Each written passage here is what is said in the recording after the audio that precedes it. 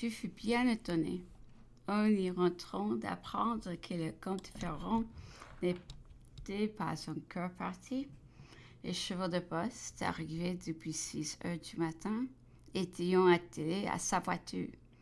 Le veilleur avait perdu la tête, et tous les efforts de sa famille étaient impuissants pour le faire mettre en route. Il voulait aller à Gand et me faisait demander un permis de poste.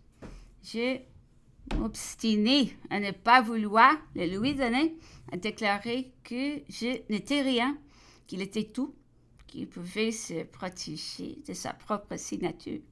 Mais M.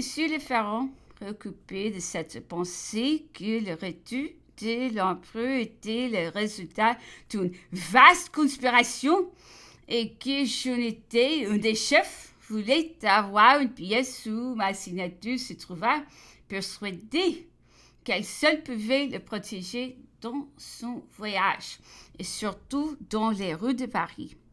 C'est pour sa sûreté, me dit sa femme, que nous vous demandons ce permis.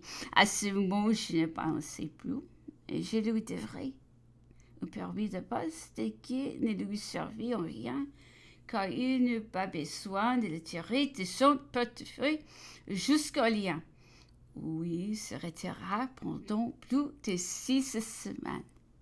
La conduite du ministère dans ces derniers jours fut inconcevable, et en particulier celle de M. Ferrand.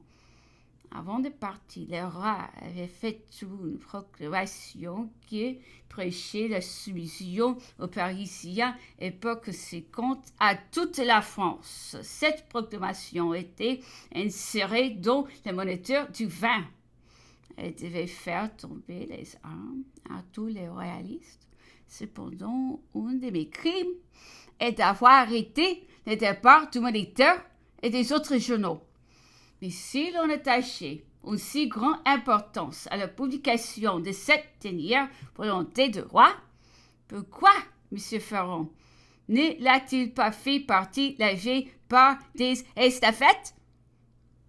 Elle aurait parcouru 60 lieues en 24 heures sur toutes les directions, excepté celle de Lyon, et les préfets auraient au moins su à quoi s'en tenir.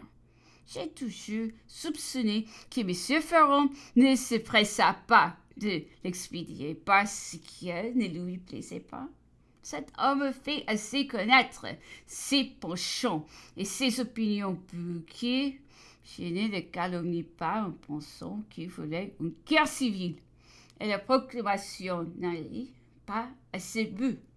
Reste, j'ai fait une faute en arrêtant les journaux. Leur lecture n'aurait fait aucun mal. La proclamation, d'ailleurs, était affichée sur tous les murs. Elle disait qu'il voulait croire que je sois sobre d'anecdotes. Je ne veux pas cependant en mettre une équipe admirablement les hommes qui, à cette époque, avaient une si funeste influence sur les affaires.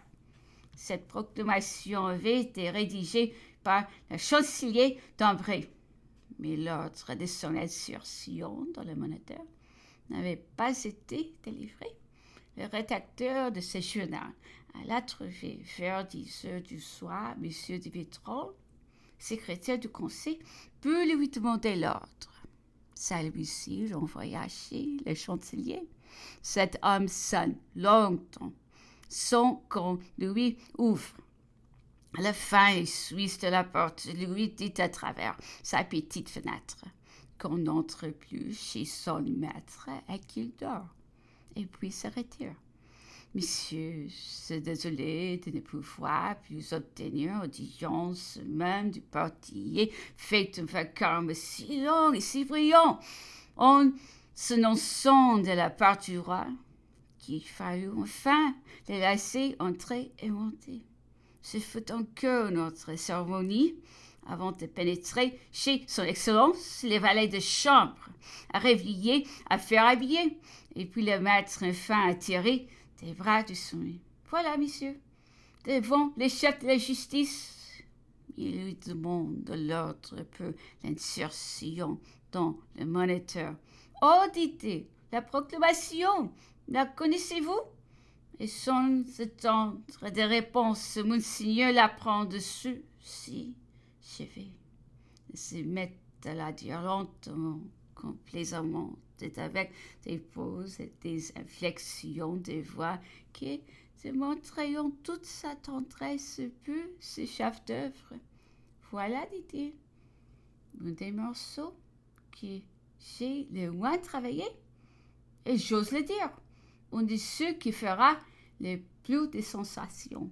Oui, vous pouvez imprimer. Et il se renfonça dans son lit.